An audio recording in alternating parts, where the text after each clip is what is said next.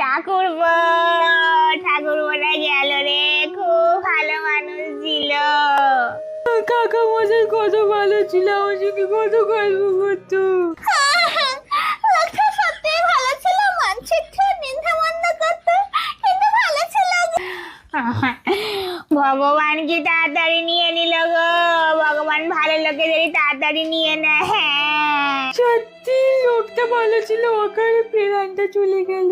কিন্তু একটা করে মাথা ছিল পিছাস, না কোনো দিনে কাউকে খাইয়েছে না নিজে খেয়েছে।